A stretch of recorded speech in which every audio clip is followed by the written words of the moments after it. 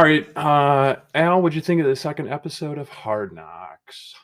Even better than the first one. I would agree. It was very good. This week we got a lot more of a deep dive into the players. We got profiles on Amon Ra, which was really cool to see. We got profiles on Swift and a little bit of the offensive line with Ragnow. It was a good episode. Yeah, I thought Amon Ra's dad was kind of a psycho, but He is um, absolutely. it was It's a psycho in a good way. debatable, but yeah, no, I thought it was an even better episode. I did like getting more of the player insights. I like the unique coach angle from the first one, but Yeah, I mean, that was definitely different. I did want to see more of the roster, and we definitely got that. Mhm. I gotta say, my favorite stuff of the episode was definitely the Deuce Staley and Swift stuff for sure. Yeah, Like, good relationship right there. well, like he was on his ass, like, Yeah. but it was like the kind of stuff where he's like, if you do the things that I'm trying to preach here, you Mhm. could be the best running back in the league. Yeah. And it kind of was like shocking to me that they have that much faith in him. Like, Oh, yeah. I like Swift, and I feel like maybe on this show I've been kind of I don't know, like cautious about him, I guess, like I cautiously excited about Swift. Yeah, that's fair. He has gotten he's had injury problems both of his first 2 years, but I mean, you see it in the preseason game where Deuce Staley's yelling at him. He's telling him to just like Cut inside, get upfield. adjust, and like yeah, It worked worked, out and he got a perfectly. touchdown. Yeah. And yeah, I'm excited to see more of them in year two. So that was probably my favorite stuff of the episode. Uh, Another thing about the episode that I thought was very typical Hard Knocks for me Mhm. was that they are so teeing up Blau to get cut. Oh, yeah. 100%. Oh, yeah. And I think the Mason Rudolph trade rumors really add some fuel to that fire. Yep. He lost them the game. He did. Um, 100%. and the Hard Knocks thing is they lean into the personal side of a guy, Oh, which yeah. we love the story Oh, last year with his no. wife. Yeah. They really get into that, and Yep. then they tee it all up, and then he goes out and loses the game. Yeah. And it just I've So watched it's a lot of definitely seasons of the show. heartbreaking. It's definitely pretty on It's brand. heartbreaking. Yeah. So if he doesn't get cut, I'd be surprised. But I don't think you're gonna. We've been talking about this for so long. I feel like I know that's he's the craziest part. He's been on this team for a couple of years now as and a he third hasn't string played. quarterback. I mean, like he played a bit in one of the Patricia years when Stafford Yeah. was out, but that's really it. He didn't play at all when Boyle was playing last year, and Yeah. Boyle was questionable at best. So I think if we definitely add another QB, he's gone. He might be gone regardless. I don't know. I don't think he's going to be on this roster day one. Here's completely off topic from Hard Knocks, Al, but yesterday the news came out that the Ravens released Brett Hundley. Oh wow. Very solid backup quarterback. Came in last year for A lot of Lamar. upside too. A lot of upside. Looked very good. And the Lions have the second waiver claim. They're second in waiver claims. I think When did they release him? Yesterday. Okay. So we'll find out today. August Only thing about 17th. him is that he does not really fit the system. No, he doesn't. But at the same time, he's light years ahead of the two quarterbacks we have there now. So I feel like it's going to be a talent thing where, like, hey, let's just bring him in. Let's see how he goes. Here's the thing, though. So we'll see. You acquire Mason Rudolph. Let's say this happens, right? That's the other trade rumor going around, that the Lions are going to trade for Mason Rudolph. So let's say that happens. Okay. Yep. But they trade maybe a player asset or a very low draft pick asset. They're not going to trade much for him, I don't think. If they did. I hope. He's not the kind of guy who's going to come in and rock the boat. He's going to be a guy you pencil him at automatically QB2. I think when you get a guy like Hundley, I think that it can start to raise some questions. I think people would chatter a little bit about, well, is this young guy with upside kind of angle? You know what I mean? Mm-hmm. I think there's more of he's not a system fit. There's more of a chance of him going somewhere and actually competing. Like a Seattle, that'd be perfect. That'd be great. That would be really good. Yeah. But I think they're just going to want somebody who can come in and be a competent backup to Goff, and I see that more of a Mason Rudolph role than I would a Brett Hundley role. So totally agree.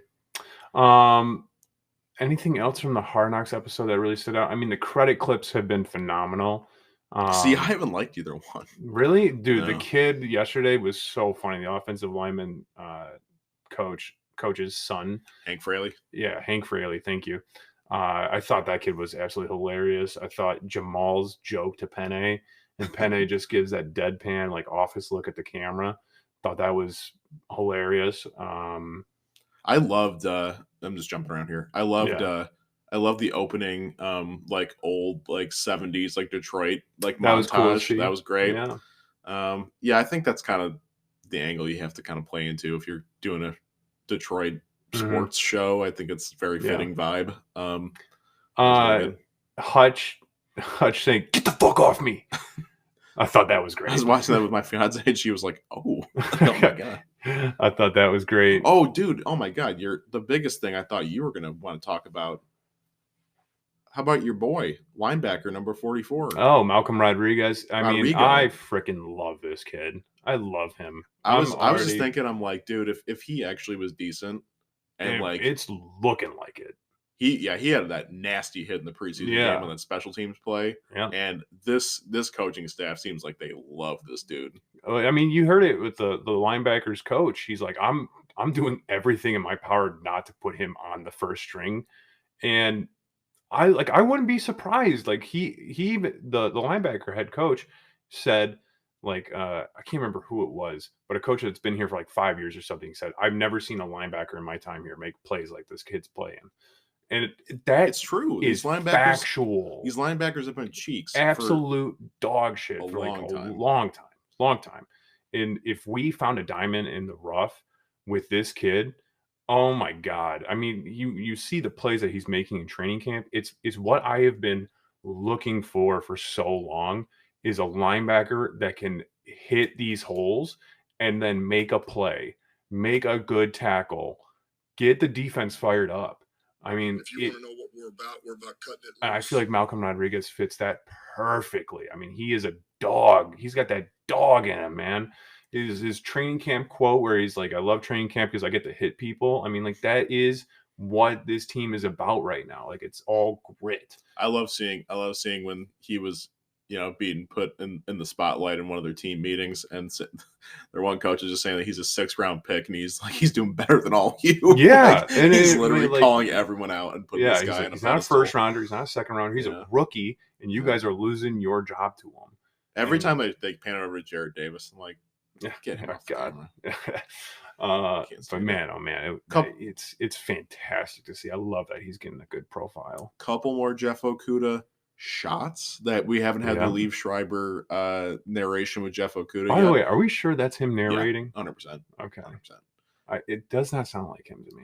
I don't know why. Watch the credits. He's there. Okay. He's there. Okay. But yeah, we haven't had our Jeff Okudah solo feature yet. It's coming. I know it is for sure. It's one of the big storylines of this team. But no, I love the Rodrigo stuff. I thought that was probably one of the better stories in the episode for sure. It was one of the more positive ones, and goddamn it, yeah, we really need a good linebacker. So if he could even be an average linebacker, that would be a win. And I mean, kind of coming out of Hard Knocks a little bit, but this past preseason game, while say what you want, the offense, the first string looked fantastic. Yeah, that was awesome to see. Defense, there's still so much work to be done with this defense, and it comes down to the fact that we should have been able to adjust and start containing these freaking quarterbacks.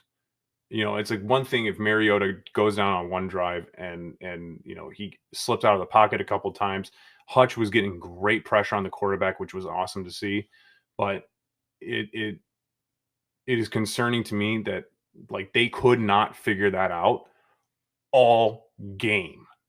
Like, we need somebody to be able to set the edges and keep them contained, and there was none of that. I mean, Desmond Ridder wins the game on a broken play, but like 6 carries for 60 yards. Like, that can't happen.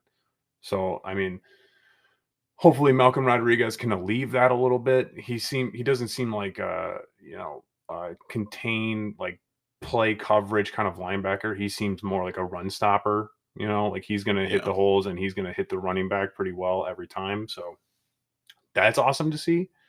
But man, oh man, that was a little disheartening. That definitely brought my Kool-Aid chugging back down to a somewhat reasonable level. Well, I mean, I'm gonna keep it a little positive. I think the first team offense that was really encouraging to see. Yeah, for sure. So and that's minus JMO. That's minus JMO.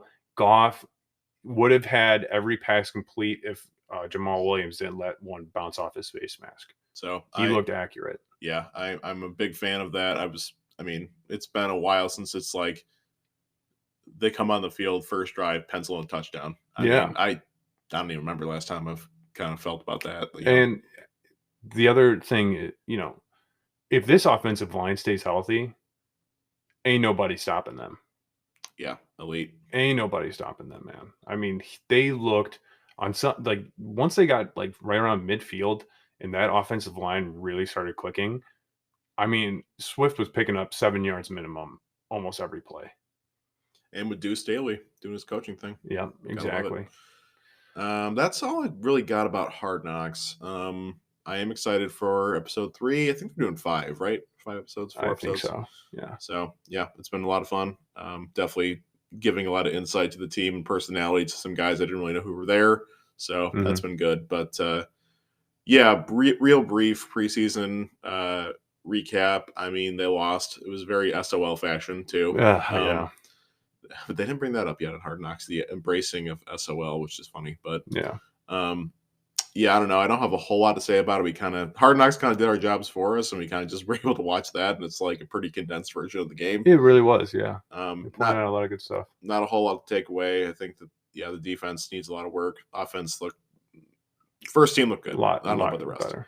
We definitely need a competent backup quarterback. That's a big takeaway. Oh man, how about Campbell's nickname for Devin Funches? What was it again? Fucking Funches of Oats. Bunches of oats, right? That's the cereal, right? Yeah. Honey bunches of oats, and he calls them Funches of Oats. I mean, that's just classic Campbell. All right. Also, we got the clip of him calling Josh Reynolds the Serpent of Death. Yeah, no, that was great. Yeah, I did a little head shake when that moment came on.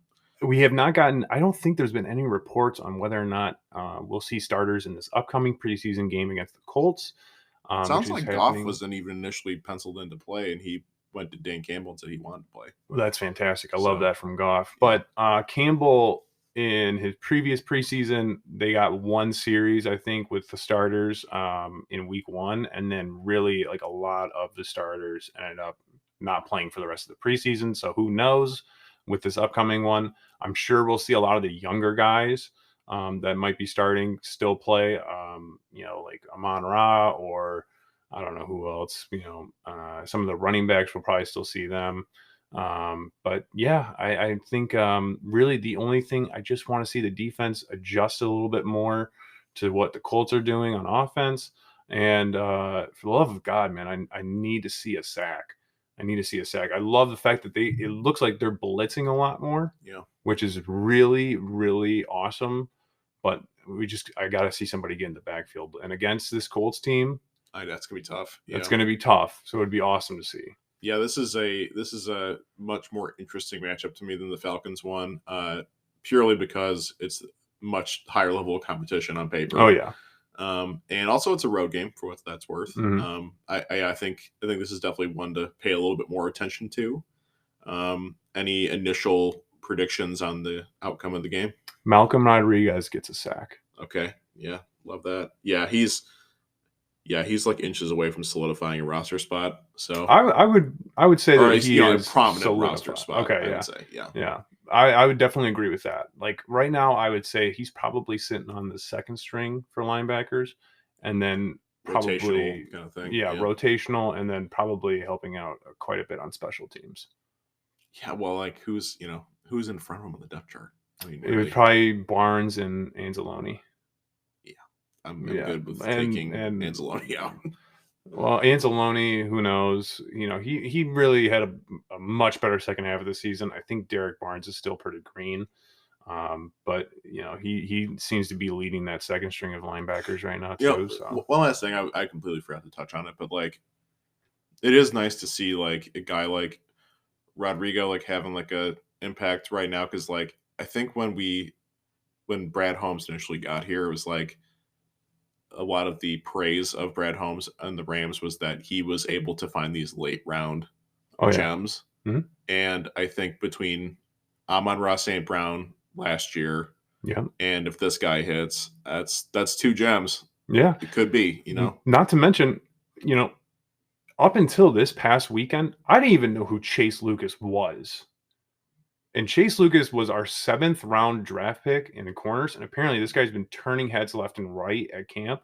And he had the game winning interception in his hands, I dropped know, it yeah. in the preseason game, which was so disheartening because, as a 7th round pick, you're really rooting for this guy. Yeah, talk about us so well. But he then comes back, I think it was on Monday when he made a game-saving pick in their scenario playthroughs, which, by the way, defense swept the offense in like 2-minute drill on Monday, which is good to hear because that's where the defense really, really needs to start improving.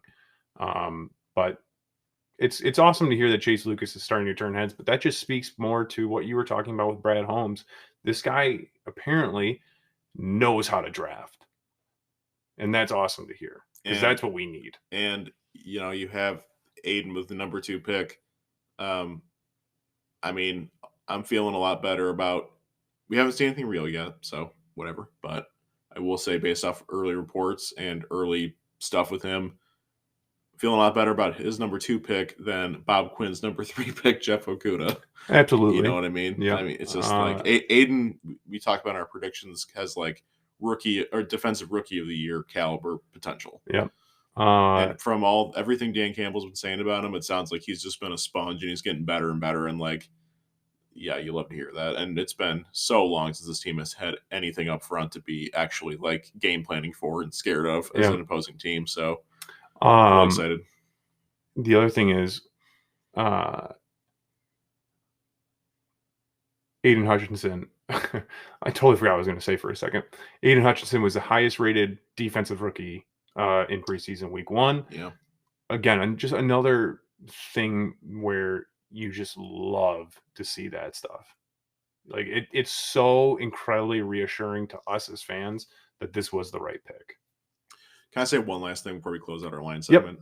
Yep. Just we're over here sipping on our Kool-Aid for sure. But PFF, I sent you the link to their post. Mm-hmm. PFF has their bold division takes going on right now with everybody. Oh yeah. They even got the Lions as a playoff team. Yeah. Right now. And we got to bring it down, ladies and gentlemen. We got to bring it down. The Gridiron Zeros podcast.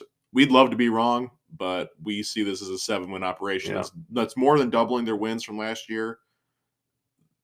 That's the ceiling for us. So yeah, when you see PFF posting this kind of stuff, I'm just like, it's concerning. Pull the brakes a little bit. It's concerning. I had to bring it up. But all right. Well, that was a great line segment. Let's go ahead and close the show out.